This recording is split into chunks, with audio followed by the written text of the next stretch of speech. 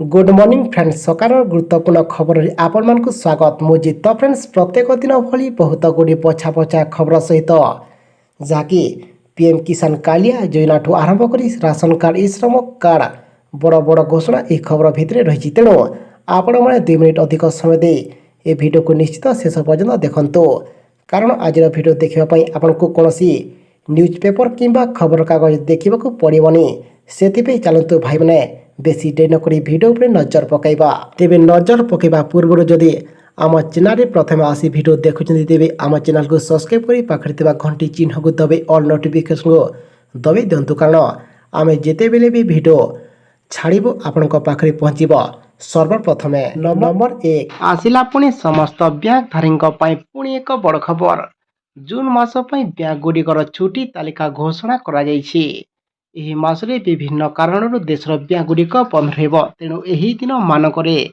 Bank ସହ ସମ୍ବନ୍ଧିତ କୌଣସି କାମ କରିବାରେ ଆପଣଙ୍କୁ ସମସ୍ୟା ହୋଇପାରେ। ସେଥିପାଇଁ ପୂର୍ବରୁ ଜାଣି ରଖନ୍ତୁ ଜୁନ୍ ମାସରେ କେଉଁ କେଉଁ ଦିନ କେଉଁ କେଉଁ ତାରିଖରେ ବ୍ୟାଙ୍କ ବନ୍ଦ ରହିବ, ଯାହା ଫଳରେ ଆପଣ ବିନା କୌଣସି ସମସ୍ୟାରେ ନିଜ କାମ ସମ୍ପାଦନ କରିପାରିବେ। ଭାରତୀୟ ରିଜର୍ଭ ବ୍ୟାଙ୍କ ତରଫରୁ ଜୁନ୍ ମାସର ଛୁଟି ତାଲିକା ଜାରି ହୋଇଯାଇଛି।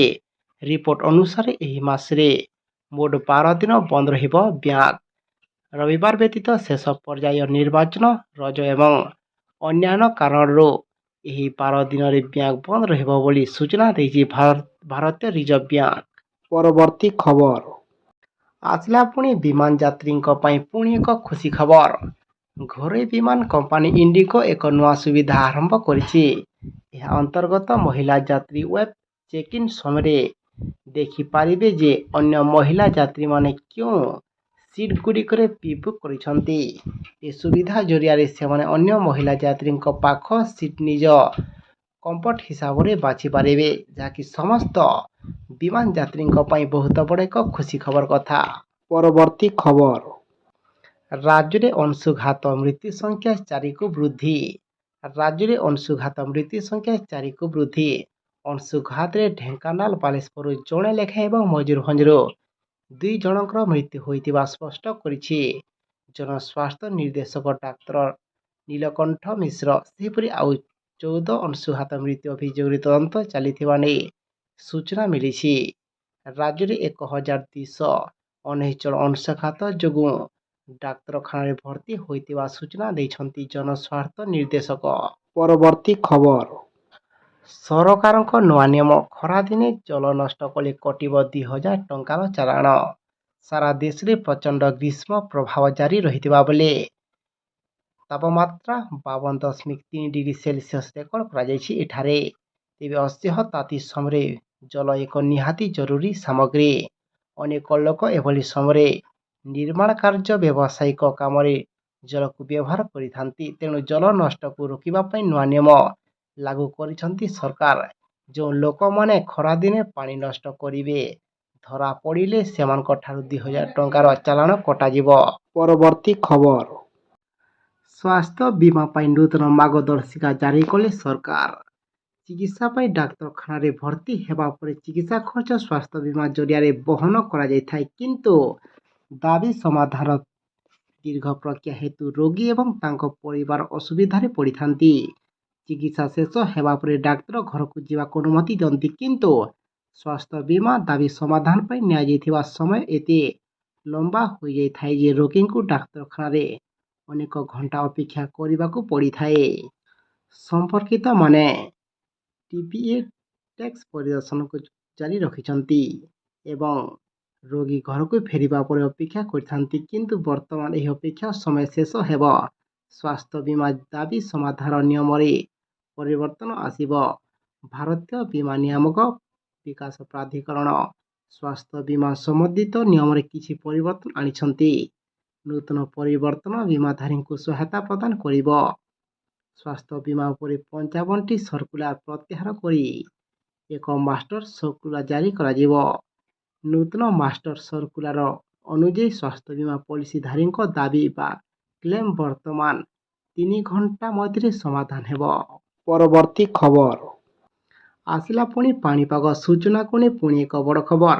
ଜୁନ୍ 10 ପର୍ଯ୍ୟନ୍ତ ଓଡ଼ିଶାରେ ଦକ୍ଷିଣ ପଶ୍ଚିମ ମୌସୁମୀର ଆଗମନ ନେଇ କୌଣସି ସମ୍ଭାବନା ନଥିବା ବେଳେ ରାଜ୍ୟରେ ଆଭ୍ୟନ୍ତରୀଣ ଓଡ଼ିଶା ଏବଂ ପଶ୍ଚିମ ଅଞ୍ଚଳର ଜିଲ୍ଲାଗୁଡ଼ିକରେ ଗ୍ରୀଷ୍ମ ପ୍ରଭାବ ଜାରି ରହିବ ବୋଲି ଶିକ୍ଷା ଏବଂ ଅନୁସନ୍ଧାନ ପରିଚାଳିତ ପରିବେଶ ଏବଂ ଜଳବାୟୁ କେନ୍ଦ୍ର ପକ୍ଷରୁ ସୂଚନା ମିଳିଛି। ଦେଶର ଉତ୍ତର ପଶ୍ଚିମ ଭାଗରୁ ଉତ୍ତପ୍ତ ବାୟୁ ପ୍ରଭାବ ଆହୁରି ଗୋଟିଏ ସପ୍ତାହ କିମ୍ବା ତାଠାରୁ ଅଧିକ ସମୟ ପର୍ଯ୍ୟନ୍ତ ଜାରି ରହିବାର ସୂଚନା ରହିଥିବା ବେଳେ ଓଡ଼ିଶା ଏବଂ ଏହାର ନିକଟବର୍ତ୍ତୀ ଅଞ୍ଚଳରେ ଜୁନ୍ 10 ପର୍ଯ୍ୟନ୍ତ ମୌସୁମୀର ଆଗମନ ହେବ ନାହିଁ ବୋଲି ସିଇସିର ନିର୍ଦ୍ଦେଶକ ଡକ୍ଟର ଶରତ ଚନ୍ଦ୍ର ସାହୁ କହିଛନ୍ତି। ପରବର୍ତ୍ତୀ ଖବର। ପୁଣି ବଢ଼ିବ ଏମାନଙ୍କ ମହଙ୍ଗା ଭତ୍ତା। କର୍ମଚାରୀଙ୍କ ପାଇଁ ଖୁବ୍ ଶୀଘ୍ର କେନ୍ଦ୍ର ସରକାର ବଡ଼ ଖୁସି ଖବର ଦେବାକୁ ଯାଉଛନ୍ତି। ନିର୍ବାଚନ ପରେ କେନ୍ଦ୍ରୀୟ କର୍ମଚାରୀଙ୍କ ଦରମା ବୃଦ୍ଧି ହେବା ସହିତ ଅଧିକ ଟଙ୍କା ଆସିବ। ସପ୍ତମ ବେତନ କମିଶନ ମହଙ୍ଗା ଭତ୍ତାଟିକୁ ନେଇ ବଡ଼ ଅପଡେଟ୍ ସାମନାକୁ ଆସିଛି। ବକେୟା ପେମେଣ୍ଟ ସରକାରୀ କର୍ମଚାରୀଙ୍କ ବ୍ୟାଙ୍କ ଆକାଉଣ୍ଟକୁ ପଠାଯିବାକୁ ଯୋଜନା କରୁଛନ୍ତି ସରକାର। ମିଳିଥିବା ସୂଚନା ଅନୁସାରେ ନିର୍ବାଚନ ପରେ ଅର୍ଥାତ୍ ଜୁନ୍ ମାସରେ ହିଁ ମହଙ୍ଗା ଭତ୍ତା ଟଙ୍କା କେନ୍ଦ୍ରୀୟ କର୍ମଚାରୀଙ୍କ ଆକାଉଣ୍ଟକୁ ଆସିବ। ପରବର୍ତ୍ତୀ ଖବର। ସମସ୍ତ ଶ୍ରମିକଙ୍କ ସୁରକ୍ଷା ପାଇଁ ବାହାରିଲା କଂଗ୍ରେସ। ଶ୍ରମିକଙ୍କ ସୁରକ୍ଷାକୁ ନେଇ ରାଜ୍ୟ ଏବଂ କେନ୍ଦ୍ର ସରକାରଙ୍କୁ ଟାର୍ଗେଟ କରିଛନ୍ତି କଂଗ୍ରେସ ଦଳ। ଦେଶର 49 କୋଟି ଶ୍ରମିକ ଏବଂ ସାମ୍ବାଦିକଙ୍କ ପାଇଁ 25 ଲକ୍ଷର ବୀମା ଇପିଏଫ୍ ଏବଂ ଇଏସ୍ଆଇର ସ୍ୱାସ୍ଥ୍ୟ ବ୍ୟବସ୍ଥାକୁ ଦାବି କରାଯାଇଛି। ଶ୍ରମିକଙ୍କ ସୁରକ୍ଷା ପାଇଁ ଦାବି ମଧ୍ୟ ହୋଇଛି, କିନ୍ତୁ ଏନ୍ଡିଏ ସରକାର କାହା ସହ ଆଲୋଚନା ନକରି ତାଙ୍କୁ ପ୍ରତ୍ୟାହାର କରିବାକୁ ଅଭିଯୋଗ କରିଛି କଂଗ୍ରେସ। 2025 ପରଠୁ ଶ୍ରମିକ ସୁରକ୍ଷା ବୈଠକ ମଧ୍ୟ ବସୁନଥିବା ଅଭିଯୋଗ କରିଛି କଂଗ୍ରେସ। ଓଡ଼ିଶାରୁ ପ୍ରାୟ 40 ଲକ୍ଷ ଲୋକ ଅନ୍ୟ ରାଜ୍ୟରେ କାମ କରିବାକୁ ଯାଉଛନ୍ତି। ରାଜ୍ୟରେ ଅନେକ କାରଖାନା ବନ୍ଦ ପଡ଼ିଥିବା ବେଳେ ସେଗୁଡ଼ିକୁ ଉଦ୍ଧାର କରାଗଲେ ଶ୍ରମିକମାନେ ଉପକୃତ ହୋଇପାରନ୍ତି ବୋଲି କହିଛି କଂଗ୍ରେସ। ପରବର୍ତ୍ତୀ ଖବର। କାମଧନ୍ଦା ନ ମିଳିଲେ 4,000 ଟଙ୍କା ଦେବେ କେନ୍ଦ୍ର ସରକାର। ମହିଳାଙ୍କୁ କାମଧନ୍ଦା ନ ମିଳିଲେ 4,000 ଟଙ୍କା ଦେବେ କେନ୍ଦ୍ର ସରକାର। ମନରେଗା ଯୋଜନା ସହରାଞ୍ଚଳ ଏବଂ ଗ୍ରାମାଞ୍ଚଳରେ ବହୁ ସଂଖ୍ୟକ ନିଯୁକ୍ତି ସୁଯୋଗ ସୃଷ୍ଟି କରେ।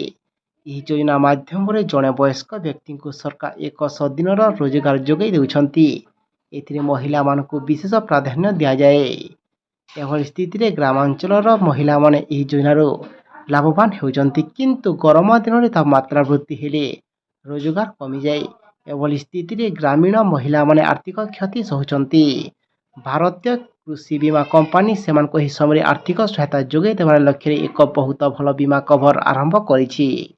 ଏହି ବୀମା ପଲିସି ଅନୁଯାୟୀ ଗ୍ରାମାଞ୍ଚଳର ମହିଳାମାନଙ୍କୁ ଆର୍ଥିକ ସହାୟତା ପ୍ରଦାନ କରାଯିବ, କିନ୍ତୁ ଏହି ସହାୟତା କେବଳ ଏକ ନିର୍ଦ୍ଦିଷ୍ଟ ସମୟ ପାଇଁ ଦିଆଯିବ।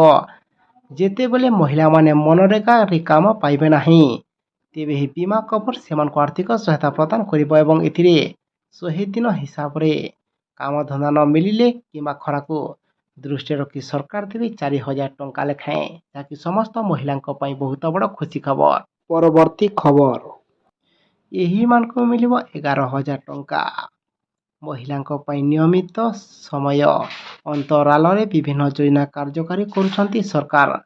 ବର୍ତ୍ତମାନ ଏଭଳି ଏକ ଯୋଜନା କାର୍ଯ୍ୟକାରୀ କରିଛନ୍ତି ସରକାର। ଏହି ଯୋଜନାରେ ସାମିଲ ହେଉଥିବା ମହିଳାଙ୍କୁ 11,000 ଟଙ୍କା ଯୋଗାଇ ଦେବେ କେନ୍ଦ୍ର ସରକାର। ଏହି ଯୋଜନାର ନାମ ହେଉଛି ପ୍ରଧାନମନ୍ତ୍ରୀ ମାତୃ ବନ୍ଦନା ଯୋଜନା। ମହିଳାମାନଙ୍କ ପାଇଁ ଭାରତ ସରକାର ମହିଳା ଏବଂ ଶିଶୁ ବିକାଶ ଦ୍ୱାରା ଏହା ଆୟୋଜିତ ହୋଇଛି। ଏହି ଯୋଜନା ଦେଶର ମହିଳାମାନଙ୍କୁ ଅନେକ ସୁବିଧା ଯୋଗାଇ ଦେଉଛି। ପ୍ରଧାନମନ୍ତ୍ରୀ ମାତୃ ବନ୍ଦନା ଯୋଜନା ମାଧ୍ୟମରେ ଗର୍ଭବତୀଙ୍କୁ ବିଭିନ୍ନ କିସ୍ତିରେ 11,000 ଟଙ୍କା ଆର୍ଥିକ ସହାୟତା ପ୍ରଦାନ କରାଯାଉଛି। ଏହି ଯୋଜନା ଭାରତର ସମସ୍ତ ରାଜ୍ୟରେ ଲାଗୁ ହୋଇଛି। ପ୍ରଧାନମନ୍ତ୍ରୀ ମାତୃ ବନ୍ଦନା ଯୋଜନାରେ ଗର୍ଭବତୀ ଏବଂ ସ୍ତନ୍ୟପାନ କରାଉଥିବା ମହିଳାମାନେ ଆବେଦନ କରିପାରିବେ। ପରବର୍ତ୍ତୀ ଖବର। କୃଷି ଋଣ ଛାଡ଼କୁ ନେଇ ଆସିଲା ଏବେ ଖୁସି ଖବର ଏବଂ ବେକାରୀ ଭତ୍ତା ମାସକୁ ମିଳିବ 3,000 ଟଙ୍କା। ସାଧାରଣ ନିର୍ବାଚନ 2024ରେ ବିଜେଡି ବିଜେପି ମେଣ୍ଟ ଦଳର ନେଇ ଚର୍ଚ୍ଚା ଜୋର ଧରିଥିବା ବେଳେ କଂଗ୍ରେସ ଏଥିରୁ ଲାଭ ଉଠାଇବା ପାଇଁ ଉଦ୍ୟମ କରୁଛି। ଏଥିପାଇଁ କଂଗ୍ରେସ ଓଡ଼ିଶାରେ ତେଲେଙ୍ଗାନା ଫର୍ମୁଲା ପ୍ରୟୋଗ କରୁଛି। ରାଜ୍ୟ କଂଗ୍ରେସ ଗତକାଲି ନିଜ ନିର୍ବାଚନୀ ଇସ୍ତାହାର ଘୋଷଣା କରିଛି। ବିଜେପି ନେତୃତ୍ୱ ଏନ୍ଡିଏ ସରକାର ମୋଦି ଗ୍ୟାରେଣ୍ଟି ଦେଇଥିବା ବେଳେ କଂଗ୍ରେସ ଏହାକୁ ମୁକାବିଲା କରିବା ପାଇଁ ଅଣ୍ଟା ଭିଡ଼ିଛି। ସେଥିପାଇଁ 9ଟି ଗ୍ୟାରେଣ୍ଟି ପ୍ରତିଶ୍ରୁତି ଦେଇଛି। ଏହି 9ଟି ଗ୍ୟାରେଣ୍ଟିରେ ମହିଳା କଂଗ୍ରେସ କୃଷକ, ଯୁବକ ଯୁବତୀ ଏବଂ ସ୍ୱୟଂ ସହାୟକ ଗ୍ରୁପକୁ ଗୁରୁତ୍ୱ ଦେଉଛି। କଂଗ୍ରେସ ଇସ୍ତାହାରରେ କହିଛି ଯେ ଓଡ଼ିଶାରେ କ୍ଷମତାକୁ ଆସିଲେ ଗୃହଲକ୍ଷ୍ମୀ ଯୋଜନାରେ ପ୍ରତି ଘର ମୁଖ୍ୟ ମହିଳାଙ୍କୁ 2,000 ଟଙ୍କାର ଭତ୍ତା, ବାର୍ଦ୍ଧକ୍ୟ ବିଧବା ଦିବ୍ୟାଙ୍ଗଙ୍କୁ 2,000 ଟଙ୍କାର ମାସିକ ଭତ୍ତା, ବେକାରୀଙ୍କୁ 3,000 ଟଙ୍କା ଏବଂ କୃଷକଙ୍କ ପାଇଁ ମାସିକ ପେନସନ 2,000 ଟଙ୍କା ଦେବେ। ସେହିପରି ସରକାରୀ କର୍ମଚାରୀଙ୍କ ସମେତ ସମସ୍ତଙ୍କ ପାଇଁ 25 ଲକ୍ଷ ଟଙ୍କା ଯାଏଁ ମାଗଣା ଚିକିତ୍ସା ବ୍ୟବସ୍ଥା କରାଯିବ। ଏତଦ୍‌ବ୍ୟତୀତ ଚିଟ୍‌ଫଣ୍ଡ କ୍ଷତିଗ୍ରସ୍ତଙ୍କୁ ମଧ୍ୟ 6 ମାସରେ ଟଙ୍କା ଫେରି ଦିଆଯିବ ଏବଂ ତା ସହିତ ପ୍ରତ୍ୟେକ ଘରୋଇ ଉପଭୋକ୍ତାଙ୍କ ପାଇଁ 200 ୟୁନିଟ୍ ପର୍ଯ୍ୟନ୍ତ ମାଗଣା ବିଦ୍ୟୁତ୍, 5 ଲକ୍ଷ ଯୁବକ ଯୁବତୀଙ୍କ ପାଇଁ ନିଯୁକ୍ତି ବ୍ୟବସ୍ଥା, ବେକାରୀ ଭତ୍ତା ମାସକୁ 3,000 ଟଙ୍କା ଦେବା ପାଇଁ ସେ ବଡ଼ ପ୍ରତିଶ୍ରୁତି ଦେଇଛନ୍ତି। ତା ସହିତ ବୋନସ୍ ସହ ଧାନର କ୍ୱିଣ୍ଟାଲ ପିଛା 3,000 ଟଙ୍କା ଦେବା ପାଇଁ ସେ ବଡ଼ ପ୍ରତିଶ୍ରୁତି ଦେଇଛନ୍ତି।